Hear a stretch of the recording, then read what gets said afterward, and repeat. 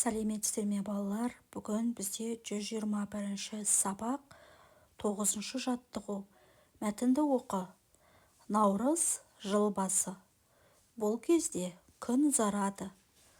Қыста жоғары көтеріле алмай, төменде болатын күн енді өрмелеп төбеге шығады.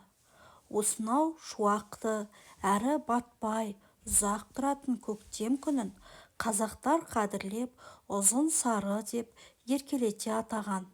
Оның мағынасы терең. Ұлыстың ұлы күні деген сөз. Бұл күнді тойлау халқымыздың ежелгі салты. Мәтін жыл 12 ай кітабынан алынған. Ал енді осы мәтін бойынша тапсырмаларды орындайық. Мәтін мазмұны бойынша сұрақ қойып, оған жауап бер. Күн қай айда ұзарады? Күн наурыз айында ұзарады. Наурызды қазақтар қалай атаған?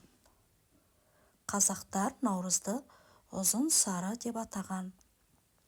Мәтінде ұзын сары сөзі нені білдіреді? Жауабын жаз. Ұзын сары сөзінің мағынасы ұлыстың ұлы күні дегенді білдіреді. Мәтінге ат қой. Мәтіннің атын наурыз жыл басы деп атасақ болады. Наурыздың жыл басы болу себебі неде деп ойлайсың? Наурыз көктемнің алғашқы күні.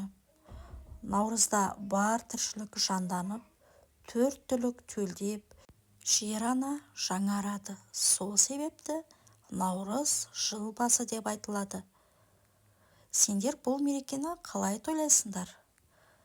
Наурызда наурыз көже жасап, қазақтар бір-бірінің үйінен дәм татады. 10 жаттығу сөйлемдердің тиісті тыныс белгілерін қойып жаз. Наурыз жыл басы. Бұл кезде күн ұзарады, түн қысқарады. Наурыз ұлттық дәстүрімізді дәріптейтін мейрамымыз. Мәтіндегі жайылма сөйлемдерді жалаң сөйлемдерге айналдырып жаз.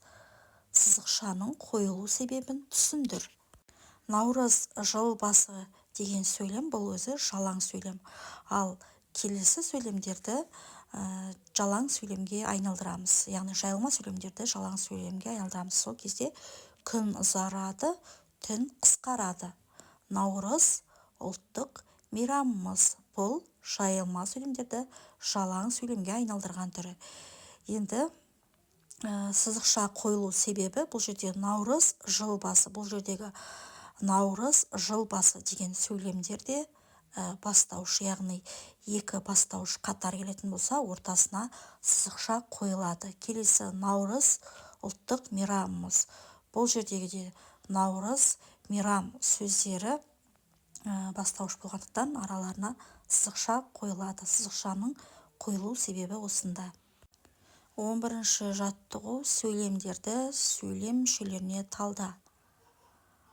Наурыз тойының мақсаты халыққа тоқшылық, молшылық тілеу. Сол үшін қазан-қазан наурыз көже жасайды.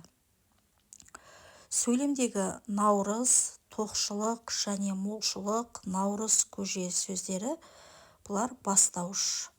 Ал тілеу сөзі бұл баяндауыштың қызметін атқарып тұр, және жасайды деген сөз бұл баяндауыш. Қалған сөздердің барлығы тұрлаусыз мүшелер болып табылады. Төмендегі кестені наурыз көже құрамына енетін дәм атауларымен толықтыр. Яғни наурыз көжеге қосылатын 7 дәм. Ол ет, күріш, жүгері, арпа, тары, тұз және де құрт.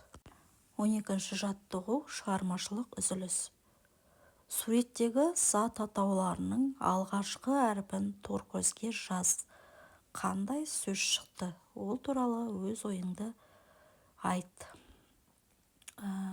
Бірінші суретте нан бейнеленген, оның бірінші әрпін аламыз, яғни н әрпі.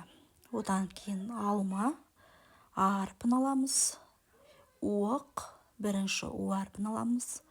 радио бірінші р әрпін аламыз. Ыдыс бірінші ы әрпін аламыз, және де зырылдауық з әрпін аламыз. Сонда бізде наурыз деген сөз шықты. Бұл наурыз жыл басы, наурыз ұлыстың ұлы күні. Торкөздегі сөзбен сөйлем құрастыр. Құрастырған сөйлеміңді сөйлем мүшелеріне талда. Мен наурыз мерекесін ұнатамын деген сөйлем құрастырдық. Бұл жердегі наурыз бастауыш, ұнатамын баяндауыш. Қалған сөздер тұрлаусыз мүшелер. Балалар, осымен біздің бүгінгі сабағымыз аяқталды.